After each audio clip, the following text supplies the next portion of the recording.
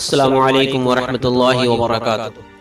الصلاۃ والسلام علیک یا رسول اللہ وعلی آلک واصحابک یا حبیب اللہ صلی اللہ تعالی علیہ وسلم۔ ایک جنگل میں ایک ہرنی رہتی تھی، اس کے 2 بچے تھے۔ ایک بار وہ باہر نکلی تو کسی شکاری نے راہ میں جال بچھا رکھا تھا۔ بے خبر ہرنی اس جال میں پھنس گئی۔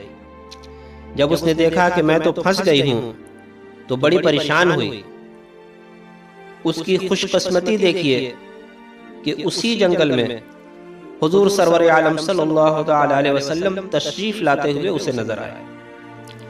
اس نے حضور رحمت عالم صلی اللہ علیہ وسلم کو دیکھا تو پکاری، یا رسول اللہ مجھ پر رحم فرمائیے۔ حضور نے اس کی پکار سنی اور اس کے پاس تشریف لا کر فرمایا، کیا حاجت ہے؟ وہ بولی، حضور میں اس عرابی کے جال میں پھنس گئی ہوں۔ میرے 2 چھوٹے چھوٹے بچے ہیں جو اس قریب کے پہاڑ میں ہیں۔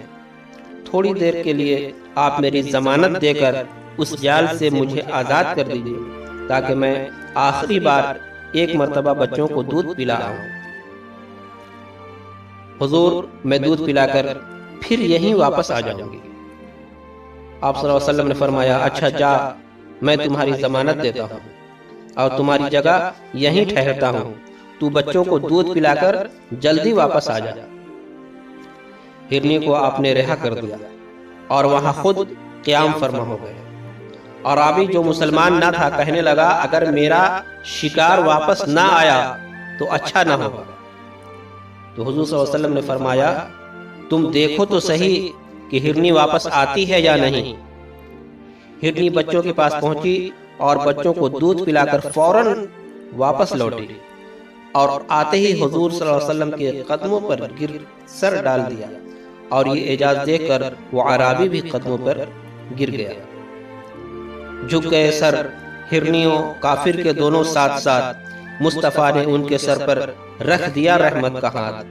پھر بشارت اس کو اور اس کو ملی سرکار سے، جال سے آزاد تو اور تو عذاب نار سے۔